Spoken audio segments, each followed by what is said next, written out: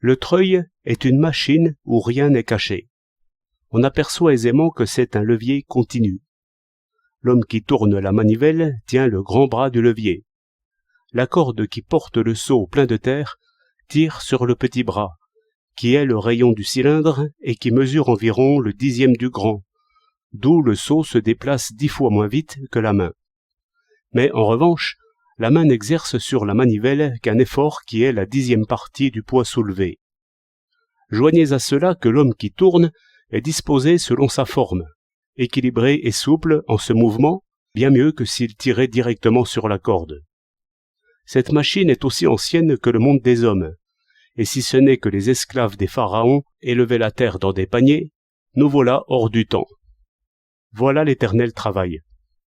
Je remarque même que les 2 hommes qui sont aux manivelles savent très bien se ménager de courts repos, éviter les saccades et les fausses positions, enfin administrer la force du travail, l'épargner, la réparer. Dans la profondeur, on entend sonner le pic, toujours selon le rythme vital. La vitesse est ici réglée sur l'homme. De ce mouvement, il a bâti la tour de Babylone, les pyramides et l'aqueduc romain. Lenteur vient à bout de tout. Il est clair que ce souterrain sera creusé, et bien vite creusé.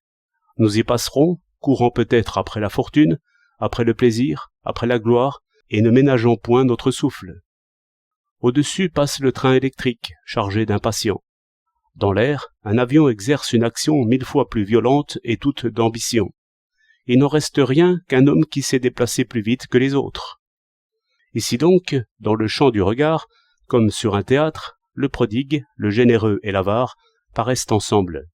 Et je soupçonne que les hommes qui ont un peu loisir autour essaient de juger. Toutefois, l'attention revient toujours au treuil des pharaons. Comment comprendre ce train électrique qui démarre par un faible mouvement de la main? Comment comprendre cette sorte de furieuse canonnade qui lance l'avion au-dessus des oiseaux? J'aperçus Castor, qui est pharaon un peu de toutes ces choses. N'entendez-vous point, lui dis-je, cette moquerie qui descend de là-haut? N'ai-je point vu de ces perceuses à détonation qui donnent 10 coups de pic à la seconde et des machines qui enlèveraient en 1 minute plus de terre que ces 2 hommes en 1 heure?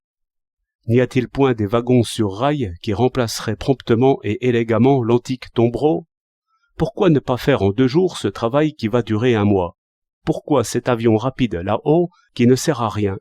Et pourquoi ce travail utile se fait-il par les antiques méthodes? Vous vous moquez, dit-il. Vous savez aussi bien que moi ce qui en est. Cet avion use peut-être 10 journées de travail en 1 minute. Ce train électrique est un bijou ruineux. Ici travaille le fonctionnaire, qui a son traitement fixe, son avancement et sa retraite. Là-haut travaille le militaire, dont la fonction propre est de détruire et qui est payé pour cela. Là-haut commence ici une machine administrative qui nous ruine de toute façon. Et, dans ce trou de taupe, l'entrepreneur, le précieux avare, qui compte pour lui et pour nous, qui sait le prix de la vitesse, qui paie l'homme, qui paie l'outil, qui paie la machine, qui ne cherche pas à étonner, qui n'est pas à la mode, en qui fantaisie, vanité, ambition, infatuation sont aussitôt punies. Aussi, voyez ce seau percé, et qui ira encore bien 1 mois. La raison est belle devant la nécessité. La raison délivrée est folle.